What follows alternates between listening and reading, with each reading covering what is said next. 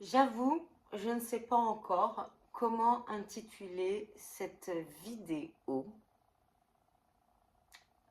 Euh, il me faut le temps de la faire pour pouvoir vous en donner un titre. Bonjour à tous, je suis Tiffany Dulost, psychologue clinicienne, praticienne EMDR. Voilà. Alors, qu'est-ce qui me motive à faire cette vidéo? Bon, déjà, tous vos commentaires sur les dernières vidéos, surtout la dernière.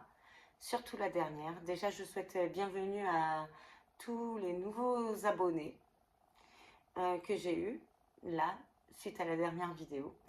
Et je vous remercie pour tous vos commentaires. Il y a un commentaire sur lequel j'ai réfléchi, enfin, ou deux, qui me disent qu'on entend toujours les mêmes choses, ce que je peux comprendre, sur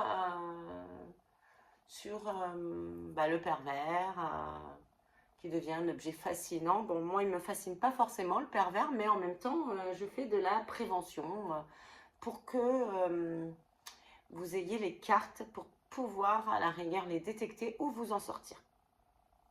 Ce qui est compliqué. Ce matin, j'ai été en consultation visio avec une adolescente que je suis depuis maintenant, on va dire, presque 5 ans, hein, en fait. Bon, pas tout le temps, hein, pas tout le temps. À sa demande, on a un lien, enfin, pour moi et pour elle, je pense, un lien fort et de confiance. Et, euh, et en fait, cette adolescente que je trouve formidable, enfin formidable, intelligente et tout, mais hypersensible et, qui est hypersensible, intelligente, très intelligente, se retrouve un peu à découvrir les réalités du monde et du monde pervers. Ses parents ont divorcé depuis, ou séparés, en tout cas se sont séparés depuis 5 ans. Le divorce a eu lieu après, mais en tout cas se sont séparés depuis 5 ans. Elle vivait dans une, on va dire, avec ses parents, il y avait un équilibre, elle ressentait cet équilibre, ses parents étaient ses piliers, hein, elle se sentait bien, elle a eu des problèmes effectivement étant jeune au niveau de la santé. Euh, Peu importe, elle est dyslexique, elle a du mal à trouver, comme beaucoup d'ados actuellement, son parcours professionnel, son parcours d'études, excusez-moi, excusez-moi, son parcours d'études, parce que c'est un peu compliqué de le savoir à nos âges, hein, à son âge, enfin à nos âges, à son âge. Excusez-moi, je vous parle d'elle. Et c'est compliqué pour nos jeunes de savoir quelle voie prendre. Beaucoup vont dans le commercial actuellement. Donc je pense qu'à un moment donné, ça va être bouché, le commercial. Elle essaie de se trouver. À 16 ans, c'est compliqué. Bon, bref, je ne suis pas là pour parler de ça. Euh, je suis là pour parler de ça. J'en parle parce que à ce moment-là de sa vie, à 16 ans, elle a besoin d'avoir, même séparé, ses piliers solides pour l'aider à franchir cette période-là difficile pour elle, où elle ne se sent pas à la hauteur, où elle essaie des branches, mais elle ressent que c'est pas elle. Et à ce moment-là, elle a besoin de piliers, de ses parents, certes séparés, mais de les avoir. Elle a un papa qui est stable, hein, clairement stable, qui est présent pour elle, hein, mais elle ne peut pas jouer les deux rôles. Elle est en garde alternée chez sa mère et chez son père. Le problème est que sa maman, qu'elle aime profondément, ça fait 5 ans qu'elle vit une garde alternée, hein, avec son père et sa maman. Le problème, c'est que sa maman est tombée sur un homme depuis donc 5 ans, qui est, je pense, en tout cas, qui a un comportement très manipulateur, autoritaire, tout puissant, colérique, mielleux.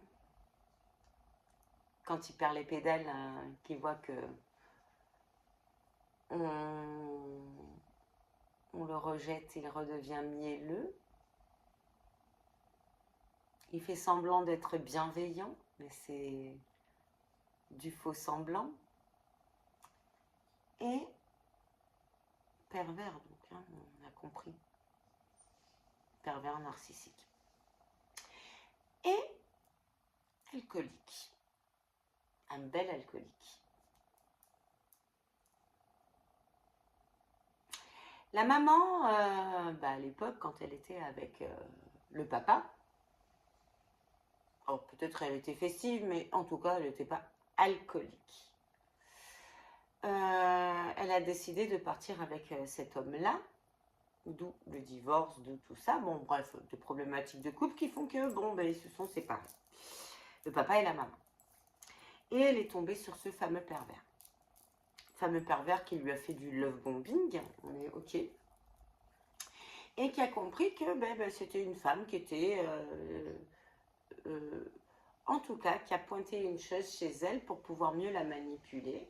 Avec ses jolis mots, elle manquait peut-être, je sais pas moi, hein, peut-être de renarcissisation. Bon, c'est sûr, après une séparation, c'est compliqué, tout ça. Bon, bref, peu importe. Elle manquait de tout ça. Il a su combler ces besoins-là.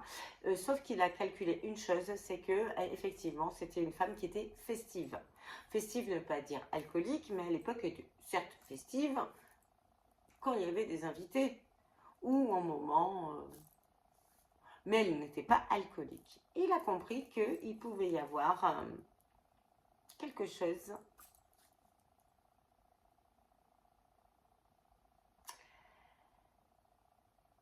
à enfoncer pour mieux se la garder. Au jour d'aujourd'hui, cette femme est devenue alcoolique, dépendante à lui, sous emprise et alcoolique. Ils boivent 2 bouteilles par jour ensemble, si ce n'est pas plus. En tout cas, c'est ce que me dit ma petite patiente. Elle fume 2 paquets par jour, ce qu'elle ne fumait pas avant. Ils se quittent, ils se retrouvent, ils se quittent, ils se retrouvent. Et aujourd'hui, ma petite patiente de 16 ans, qui vit un parcours difficile et qui a besoin de ses piliers, va avoir une conversation demain avec sa maman pour lui dire, c'est soit je t'aime maman, mais je ne peux plus vivre en garde alternée chez toi, avec lui. Ce n'est plus possible. Elle voit bien. Ma petite patiente est très intelligente, elle voit bien les choses. Elle ne voit pas tout, mais elle voit bien les choses. Elle va lui mettre cet ultimatum-là. Avant, c'est pas un ultimatum qu'elle lui fait parce que elle a besoin d'être de sérénité et de calme. Elle a besoin de prendre son temps pour elle, pour réfléchir à son parcours et pas d'être écrasée parce qu'au jour d'aujourd'hui, les mots de sa maman sont les mots du copain de sa mère qui est un pervers. Et elle ne reconnaît plus sa mère, qui est complètement sous emprise. Et quand elle est avec elle, elle entend plus sa mère. Elle se reconnaît plus, elle reconnaît plus sa mère. Elle souffre. Et elle a besoin de prendre de la distance. Donc j'en reviens au titre peut-être que je mettrai, mais le pervers, en plus de vous écraser psychologiquement, en plus d'être dans une forme de violence qu'on ne voit pas à l'extérieur, va appuyer sur des gourmandises que vous avez, sur des choses qui peuvent vous déséquilibrer complètement et va même vous offrir ces choses-là pour que vous basculiez encore plus dans la dépendance affective. Cette femme, cette maman qui était certes festive mais pas alcoolique, est devenue alcoolique. J'ai de nombreux patients en consultation qui sont victimes de pervers et qui étaient gourmandes et qui sont devenues, je crois, hyperphagiques, c'est le mot, du grignotage toute la journée. Qui prennent du poids, mais elles le cachent, elles disent que c'est des problèmes hormonaux, mais c'est pas forcément ça. J'en ai d'autres qui sont devenus maniaques ou avec des tocs. Et en fait, c'est cette relation avec la personne toxique qui nous amène à nous isoler encore plus du monde dans nos dépendances qui nous empêchent d'aller explorer le monde parce qu'on en a honte. Si on est alcoolique, on a du mal à conduire, on a du mal à aller voir ailleurs. Si on est hyperphagique, on se sent moins bien dans son corps, on n'est pas bien, on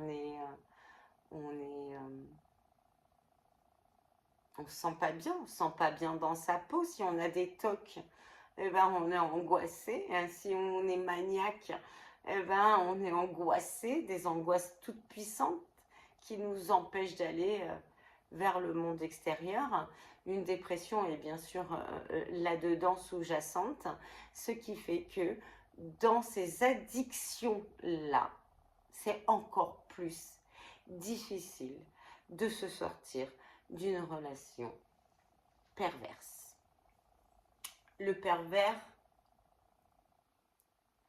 en plus, va venir appuyer sur ces addictions alors que c'est lui-même qui nous les a amenées.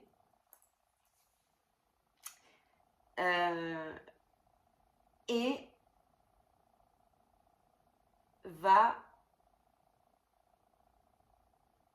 ne va pas nous permettre de nous élever ou de s'en sortir. Il va nous proposer aucun changement dans la vie de couple, pour pouvoir s'en sortir. Donc c'est pour ça que même si on a le déclic de vouloir se sortir de cette relation toxique, d'autant plus si on a nos enfants qui, à un moment donné, s'éloignent de nous avec bienveillance, ce que va faire ma petite patiente. Et j'ai mal au cœur pour elle parce que je sais que sa maman ne va pas être prête pour l'instant à renoncer à sa relation toxique. Mais elle est intelligente, elle va mettre cette distance-là avec sa maman qu'elle adore, qu'elle aime, pour pouvoir la retrouver plus tard. D'autres enfants ne feront pas ça, il y a des enfants qui sont moins bienveillants que ma petite patiente. Elle a beaucoup de chance de l'avoir. Peut-être qu'elle va avoir le déclic, j'espère, pour elle. Mais au-delà de ça, il va falloir effectivement, après un bon suivi, il va falloir sortir de l'addiction, il va falloir sortir des angoisses et il va falloir retrouver goût à la vie et retrouver l'énergie pour vivre sans et comprendre que la vie c'est tout autre. Le pervers nous déglingue et la sortie d'une relation toxique avec un pervers va nous demander, alors je vais vous dire, au minimum 2 ans, voire 3, voire 4, pour se retrouver soi, tellement qu'on aura été embrumé par l'huile toxique et tous les produits toxiques qu'on a pu ingurgiter pendant toutes ces années. Je suis obligée de parler des red flags, même si plusieurs vidéos en parlent, mais dès le départ, on peut détecter un pervers. Dès le départ. Dès le départ. Ça se voit. Un pervers n'est pas quelqu'un de fort. Ce n'est pas quelqu'un d'intelligent. Tout peut se voir.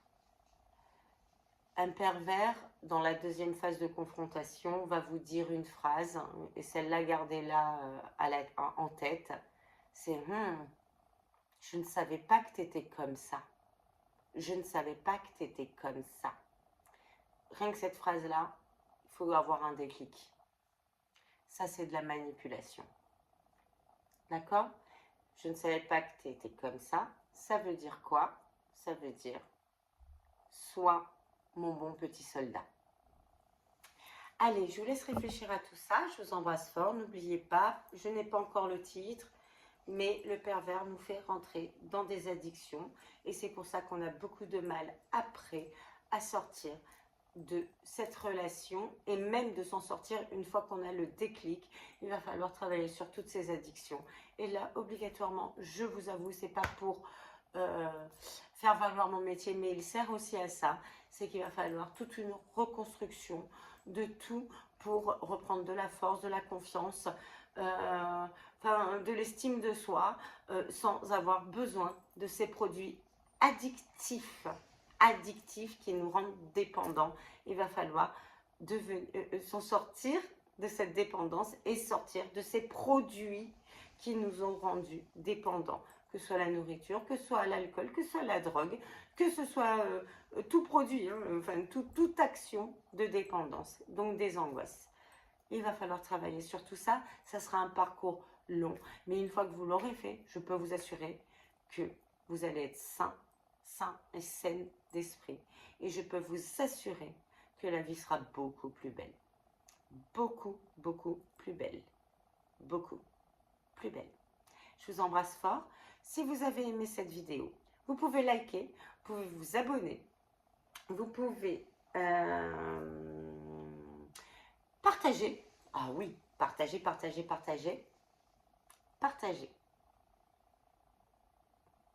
Et si vous avez aimé cette vidéo, abonnez-vous. Abonnez-vous. Je vous embrasse fort. Myriam, Kim, Véronique et plein d'autres. Bisous, bisous, bisous.